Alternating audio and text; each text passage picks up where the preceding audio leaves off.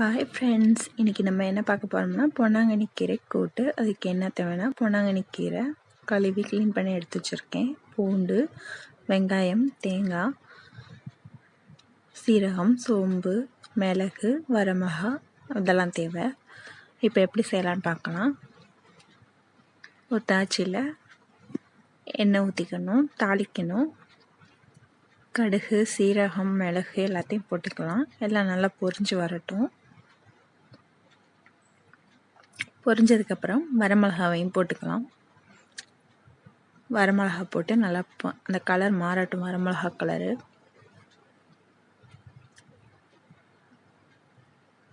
அதுக்கப்புறம் பூண்டு சேர்த்துக்குவோம்.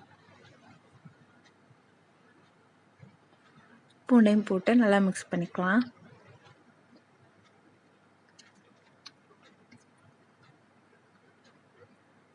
அடுத்து வெங்காயம் சேர்த்துக்கலாம்.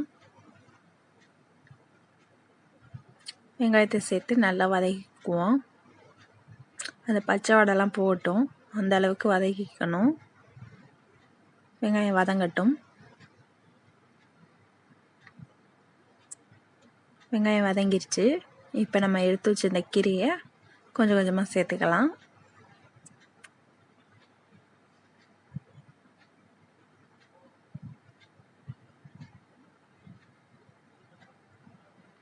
நல்லா மிக்ஸ் பண்ணிக்கோங்க. இவ்வளோ இது இருக்குதுன்னு நினைக்காதீங்க. இது சுண்டுனுச்சுன்னா கொஞ்சமாயிடும். நல்லா கொஞ்சம் கொஞ்சமாக தண்ணியை தெளிச்சுக்கிட்டு நல்லா சுண்டு விடுவோம். நிறையா தண்ணி ஊற்றிடக்கூடாது, ஏன்னா கீரையிலேயே தண்ணி இருக்கும். அதனால் கொஞ்சமாக தெளித்து அதை நல்லா சுண்ட விடணும். பாருங்கள், எவ்வளோ கீரை போட்டோம், இப்போ எவ்வளோ கொஞ்சமாக ஆயிடுச்சுன்னு பாருங்கள். இந்த ஸ்டேஜில் நம்ம கீரைக்கு தேவையான உப்பு சேர்த்துக்கலாம்.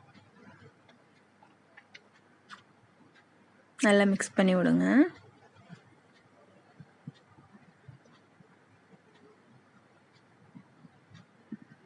கீரை நல்லா சுண்டிருச்சு. இப்போ துருவி வச்சுருந்த தேங்காவை சேர்த்துக்குவோம். சேர்த்து ஒரு 10 நிமிஷம் நல்லா வதங்கட்டும். அப்போ தான் அந்த தேங்காவோட ஃப்ளேவர் இருக்கும். இப்போ சுவையான கீரை கூட்டு, பொன்னாங்கண்ணி கீரை கூட்டு ரெடி.